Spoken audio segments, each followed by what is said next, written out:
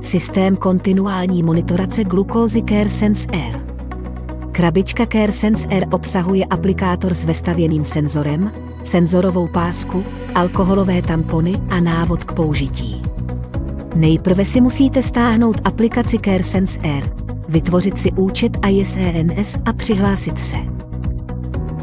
Naskenujte čárový kód na štítku balení pro zadání informací o senzoru.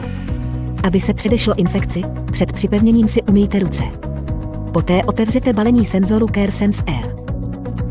Vyjměte aplikátor z obalu a položte jej na rovný, stabilní povrch. Vyberte oblast, kam bude senzor připevněn. Senzor by měl být připevněn na zadní stranu horní části paže a oblast by měla mít dostatek tuku, aby se zabránilo kontaktu se svaly a kostmi. Oblast očistěte alkoholovým tamponem a nechte ji usnout. Jednou rukou držte bezpečnostní kryt dolů, druhou uchopte aplikátor a vytáhněte nahoru, abyste bezpečnostní kryt odstranili. Přiložte aplikátor na zvolenou oblast. Dávejte pozor, abyste jej příliš netlačili na kůži ani nenakláněli.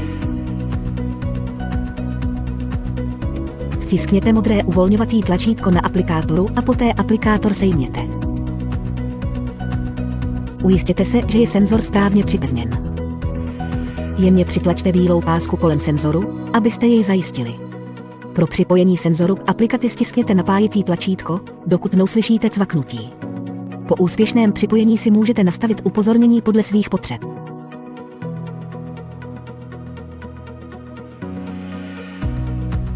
Zahřívání senzoru začne automaticky. Zahřívání senzoru trvá 30 minut.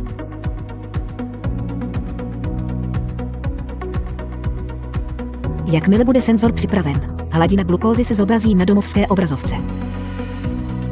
Senzor je vodotěsný, takže můžete sprchovat, koupat se i plavat.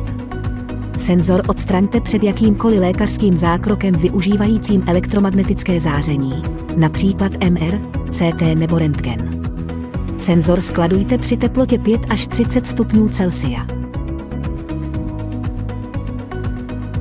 V případě dotazů k produktu kontaktujte autorizovaného distributora nebo zákaznické centrum CareSense R.